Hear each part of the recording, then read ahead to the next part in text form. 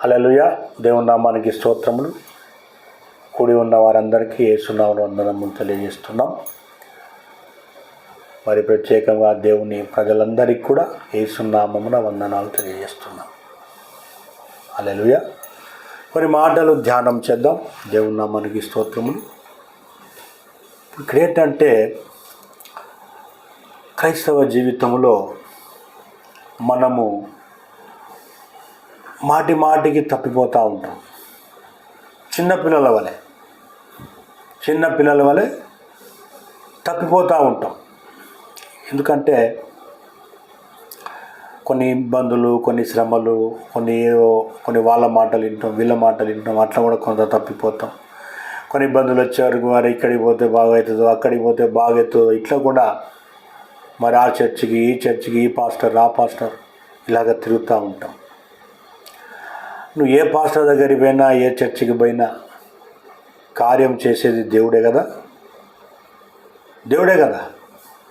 అయితే మరి ఎందుకు తిరగాలి అంటే ఒకటి నేను చెప్తా, నువ్వు కరెక్ట్గా ఉంటే నువ్వు ఎక్కడికి తిరగాల్సిన అవసరం లేదు. నీవు కరెక్ట్గా ఉంటే ఎక్కడికి తిరగాల్సినటువంటి అవసరము లేదు. దేవుడు నీతోనే మాట్లాడతాడు. నువ్వు పర్సనల్గా ప్రేయర్లో కూర్చున్న వాడిని సమస్యకు ఆయన జవాబిస్తాడు. నీ సమస్యకు జవాబిస్తాడు తప్పకుండా. మనము కరెక్ట్ లేకుండా, మనము ఉండే విధంగా ఉండకుండా మనము అటు ఇటు తిరుగుతూ ఉంటాం. దానివల్ల కూడా సమయం వృధా. సమయం వృధా అయిపోతుంది. వేరే ఏం లేదు, ఇంకోటిగా వేరేదేమీ లేదు. కాబట్టి అందుకే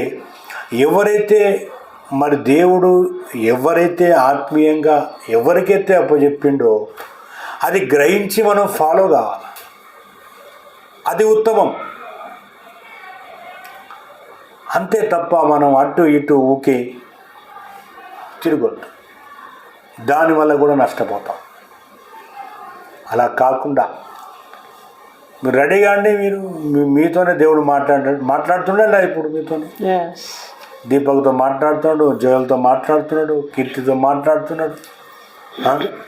ఇలా కొంతకాలం మీరు ఫాలో అయితే మేము మీకు డైరెక్ట్ లైవ్ కనెక్షన్ ఇప్పిస్తాం. అంతే. ఇక ఎటు తప్పిపోకుండా ఆయనే మిమ్మల్ని కాపాడుతూ ఉంటాడు. ఇక ఇలాగ మనం ఎదగాల. సో దీని విషయంలో కొన్ని మనం మాటలు చూద్దాం. తప్పిపోకుండా ఎలా ఉండాలనేది కొన్ని మాటలు చూద్దాం. యెహోషువ గ్రంథము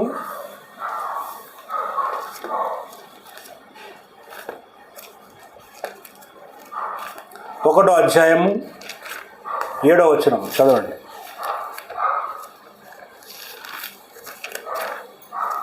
అయితే నీవు నిబ్బరము కలిగి జాగ్రత్త పడి బహుధైర్యముగా ఉండి నా సేవకుడైన మోషే నీకు ఆజ్ఞాపించిన ధర్మశాస్త్రమంతటి చొప్పున చేయవలెను. నీవు నడుచు ప్రతి మార్గమున చక్కగా ప్రవర్తించుము నట్లు నీవు దాని నుండి కుడికి గాని ఎడమకు గాని తొలగకూడదు. ఈ ధర్మశాస్త్ర గ్రంథమును. కాబట్టి చూడండి, ఇక్కడ ఏమంటున్నాడు, మనము కుడికి కానీ ఎడమకు కానీ తొలగిపోకూడదట. వాక్యం తెలుసు, దేవుని దగ్గరికి వచ్చినాం, వాక్యం తెలుసుకున్నాం. నువ్వు ఎలా ఉండాలా? ఈ వాక్యాన్నే పట్టుకోవాలి. నువ్వు ఇక వాక్యం చదువుతూ ఉండాలి. వాక్యముతో కూడా దేవుడు మాట్లాడతాడు. వాక్యము ద్వారా కూడా దేవుడితో మాట్లాడతాడు. యెహోషువతో ఏమంటున్నాడు? ధర్మశాస్త్రము నువ్వు చదవాలి, తప్పకుండా బోధించాలి. మోషే రాసిన ధర్మశాస్త్రాన్ని నువ్వు పాటించాలి అంటున్నాడు ఇక్కడ. దీన్ని పాటించకుండా నువ్వు కుడికి కానీ ఎడమకు కానీ తప్పిపోకూడదు అంటున్నాను ఇక్కడ. చూడండి, కాబట్టి ఇక్కడ మనము ప్రార్థనలో తప్పిపోకూడదు, వాక్య ధ్యానంలో తప్పిపోకూడదు, నిబంధనలో నుంచి తప్పిపోకూడదు. మెయిన్ సబ్జెక్ట్ ఇది. నిబంధనలు తప్పిపోయినవా సైడ్ ఎఫెక్ట్లు వస్తూ ఉంటాయి. నీకు అర్థం కాదు, ఇదేంది ప్రార్థన చేస్తున్నా, గంట సేపు చేస్తున్నా, 2 గంటలు చేస్తున్నా, 3 గంటలు చేస్తున్నా, నాకు ఇట్లా ఇబ్బందులు వస్తున్నాయింది, నీకు అర్థం కాదు. అసలు ప్రార్థన వింటాడా దేవుడు? వింటలేడా? జవాబు ఎందుకు రావట్లేదు నాకు? ఇలాగ ఎన్నో రకాల మైండ్ సెట్ వచ్చేసి ఆ ప్రార్థన కూడా తగ్గిపోతుంది. దానికి సంబంధించినటువంటి అపవాది ప్రార్థన కూడా తగ్గిస్తాడు. కాబట్టి మనము తప్పిపోకుండా ప్రార్థన చేయాల్సిందే, వాక్యము ధ్యానం చేయాల్సిందే, వాక్యము వినాల్సిందే, నిబంధనలో ఉండాల్సిందే. అంతే, అది కష్టం రాని నష్టం రాని నిబంధనలో ఉండు, అంతే. దేవుడు మార్గం తెరుస్తాడు నీకు. ఎలా ఉండాలనో ఎలా చేయాలనో దేవునికి తెలుసు కదా. మనకి ఏం చేయాలనో ఏమి ఇవ్వాలని తెలియదా?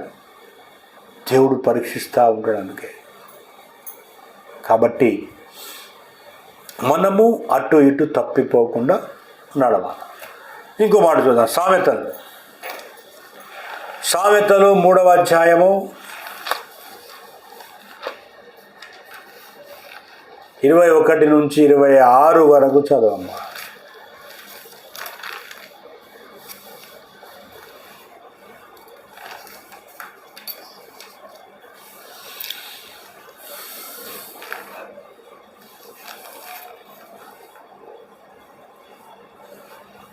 సామెతల గ్రంథము 3వ అధ్యాయము 21 to 26. నా కుమారుడా లెస్సైన జ్ఞానమును వివేచనను భద్రము చేసుకొనుము. వాటిని నీ కన్నుల ఎదుట నుండి తొలగిపోనీయకుము. అవి నీకు జీవముగాను నీ మెడకు అలంకారముగాను ఉండునట్ట. హల్లెలూయా. చూడండి ఒక్క నిమిషం, ఇక్కడ ఏమంటున్నాడు ఇక్కడ చూడండి.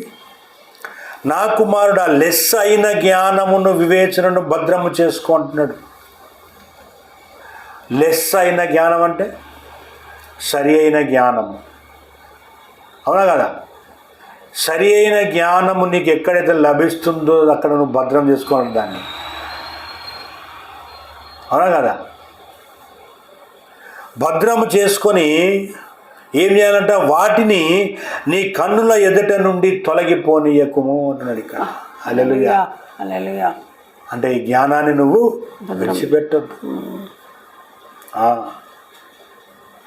ఈ జ్ఞానాన్ని విడిచిపెట్టద్దు. ఇంకేమన్నాడు? అవి నీకు జీవముగాను నీ మెడకు అలంకారముగాను ఉండునట్ట. హల్లెలూయా. ఎలాగుంటుందట అది? అలంకారం. మనకు జీవముగాను మన మెడకు అలంకారంగా ఉంటుందట. హల్లెలూయా. అప్పుడు నీ మార్గమున నీవు సురక్షితముగా నడిచెదవు. నీ పాదము ఎప్పుడునూ తొట్టిల్లదు. పండుకున్నప్పుడు నీవు భయపడవు. నీవు పరుండి సుఖముగా నిద్రించెదవు. ఆకస్మికముగా భయము కలుగునప్పుడు దుర్మార్గులకు నాశనం వచ్చినప్పుడు నీవు భయపడవద్దు. యెహోవా నీకు ఆధారమగును. నీ కాలు చిక్కుబడకున్నట్లు ఆయన నిన్ను కాపాడు. హల్లెలూయా. చాలు. చూడండి ఎంత చక్కని మాట. ఎప్పుడైతే నీవు మెడకు ఇది అలంకారంగా నువ్వు ధరించుకున్నావో దేవుడట నీ కాలు ఎక్కడ కూడా చిక్కుపడకుండా కాపాడుతాడట. హల్లెలూయా. చూడండి, ఎక్కడ కూడా నీకు లాస్ రాకుండా కాపాడుతాడట. ఎక్కడ లాస్ రాదు, ఎక్కడ చిక్కుపడవు, నువ్వు ఎక్కడ పోయినా సక్సెస్సే ఉంటుంది. హల్లెలూయా. చూడండి ఎంత చక్కని మాట. నీవు పరుండి సుఖముగా నిద్రించదవట. బేఫికర్ దునియా కిధర్ भी जाने दो, బేఫికర్ से सो जाते हैं. యేసుప్రభువారు పడవలు ఎలా పడుకున్నాడు? 12 మంది శిష్యులతో కలిసి పడవ ప్రయాణం చేసినప్పుడు యేసుప్రభువారు ఎలా పడుకున్నాడు? సుఖముగా పడుకున్నాడు. నాకేంది అన్నట్టు. అవునా కదా? తుఫాన్ వచ్చింది, శిష్యులు భయపడిపోతున్నారు. యేసుప్రభు భయపడతాడా? సుఖంగా పడుకున్నాడు ఆయన. మళ్ళీ ఇంకేమన్నారు శిష్యులు? అయ్యా ఏంది నీకు చింత లేదా, ఇట్లా పడుకున్నావు నువ్వు అంటున్నారు. ఇంకా ఎందుకు చింత? యేసుప్రభుకి ఎందుకు చింత? సృష్టి ఆయనది, ఆయన మాట వినాల్సిందేనా, అందుకే ఆయనకు చింత లేదు. మరి ఇప్పుడు కూడా నీవు కూడా చింత లేకుండా పడుకోవాలట. నువ్వు క్రమంలో ఉన్నావా? ఆయన జ్ఞానాన్ని నువ్వు తెలుసుకున్నావా? లెస్ అయిన జ్ఞానంలో నువ్వు నిలబడినవా? నువ్వు కూడా చింత లేకుండా హ్యాపీగా ఉంటావట. ఏం కాదు, బేఫికర్. అర్థమైందా? ఏమి కాదు, టెన్షన్ పడతాం మనం, ఉత్తగానే టెన్షన్ పడతాం. ఒక సాక్ష్యం చెప్తాను నీకు, వినండి. మా దగ్గర ఒక అమ్మాయి వచ్చింది. ఒక సాక్ష్యం. ఒక అమ్మాయి మా దగ్గరికి వచ్చింది. ఎంత టెన్షన్తో అంటే అంత టెన్షన్తో వచ్చింది. ఎందుకంటే అప్పుల వాళ్ళు ఇంటి మీదకి వస్తున్నారని ఎవరో చెప్పారు మా గురించి. వచ్చింది. ఇక ఆమె బాధ అంతా చెప్పుకుంటూ ఇక అమ్మగారిని పట్టుకొని ఒకటే ఏడిపోయాను ఆమె. అయితే కూర్చోబెట్టాము, ప్రార్థన చేసినాం. అమ్మా టెన్షన్ పడకు, నువ్వు టెన్షన్ పడకు అని ప్రార్థన చేసి వాటర్ ప్రార్థన ఇచ్చిన. అప్పుల వాళ్ళు రేపు వస్తున్నారు కదా, నువ్వు చెప్పినట్టే వాళ్ళు వింటారు, నీ మాటే వింటారు వాళ్ళు, పో అన్న ధైర్యంతో పోయింది ఆమె. ఇక అసలు సూసైడ్ చేసుకుందాం అనుకున్నా ఆమె.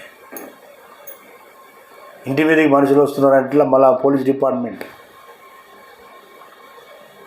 భయపడిపోయి వస్తే ప్రార్థన చేసి వాక్యం చెప్పి నెమ్మది చేసి ప్రేయర్ వాటర్ బాటిల్లో వాటర్ ప్రేయర్ ఇచ్చేసిన. నువ్వు పోయి గుమ్మంలో నీళ్ళు చల్లు, నువ్వు ఎలాగ చెప్తే వాళ్ళు అలాగ వింటారు, నువ్వు ఎప్పుడు కడతా అంటే అప్పుడే వాళ్ళు ఎన్ని వెళ్ళిపోతారు పో అన్న. దేవుడు అలాగే కార్యం చేసిండు. హల్లెలూయా.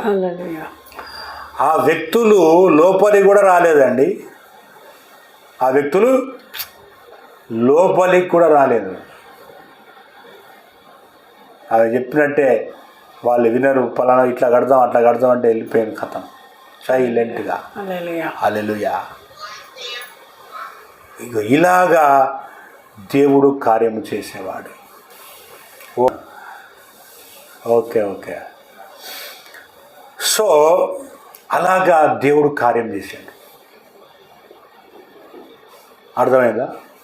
మన దేవుడు ఇలాగా నువ్వు ఎలాగుంటావట? సుఖముగా పడుకుంటావట. హల్లెలూయా. నీ పాదము ఎప్పుడు తొట్టిల్లదట. పండుకున్నప్పుడు నీవు భయపడవట. చాలామందికి ఇవే ఆలోచనలు వస్తాయి పడుకున్నప్పుడు. పొద్దున్న లేస్తే ఎట్లా వాడొస్తాడు వీడొస్తాడు, అదేం చేయాలి, వాళ్ళతోనేం మాట్లాడాలి వీళ్ళతోనేం మాట్లాడాలి, ఈ టెన్షన్లతో నిద్ర పట్టదు. అందుకే మనము కరెక్ట్గా మనం దేవుళ్ళు నడిస్తే ప్రతి దానికి మనకు దేవుడే సొల్యూషన్. దానికి ఏదో ఒక రెమెడీ ఇస్తాడు ఆయన, సమాధానం చెప్తాడు, లేకపోతే వాళ్ళతోనే మాట్లాడతాడు. ఇప్పుడు అబ్రహాము భార్యను ఎత్తుకుపోయాడు రాజు అబీమెలెకు. తప్పు జరగనిచ్చిండు ఆ దేవుడు? మాట్లాడడం లేదా? రాజుతోనే మాట్లాడాడు. రాజా ముట్టుకున్నవా నువ్వు చచ్చినతో సమానం అన్నాడు. కాబట్టి మన దేవునికి తెలుసు అన్నీ, సృష్టికర్తకు అన్నీ తెలియదా? మనమే ఉత్తగానే భయపడిపోయి పరిశాన్ ఎత్తిపోతాం. ఎందుకు మనకు కరెక్ట్గా అవగాహన లేకపోవడం వలన, వాక్యం మీద మనకు పట్టు లేకపోవడం వలన మనము ఊరికనే టెన్షన్ పడిపోతాం. అలా కాకుండా మనము చక్కగా నడవాలంట, తోవ తప్పిపోకూడదు. అందుకే చక్కగా నడవాలన్నట. చూడండి, యెహోవా నీకు ఆధారమగును. ఏమైతాడట ఆయన? శ్రమ వచ్చిందా, బాధ వచ్చిందా, కష్టం వచ్చిందా, నొప్పి వచ్చిందా, ఎవరు నీకు ఆధారము? దేవుడే ఆధారం అవుతాడు నీకు. అప్పుడు యెహోవా నీకు ఆధారమగును, నీ కాలు చిక్కుబడకున్నట్లు ఆయన నిన్ను కాపాడును. హల్లెలూయా. ఎక్కడ చిక్కిపోవు నువ్వు, ఎక్కడ సమస్య రాదు నీకు.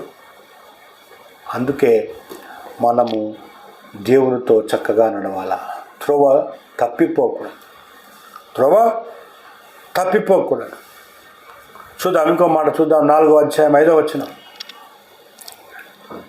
సామెతల గ్రంథము 4వ అధ్యాయము 5వ వచనం. జ్ఞానం సంపాదించుకొనుము, జ్ఞానము సంపాదించుకొనుము, బుద్ధి సంపాదించుకొనుము, బుద్ధి సంపాదించుకొనుము, నా నోటి మాటలను మరవకుము, నా నోటి మాటలను మరవకుము, వాటి నుండి తొలగిపోకుము, వాటి నుండి తొలగిపోకుము. హల్లెలూయా. చూడండి అంత చక్కని మాట.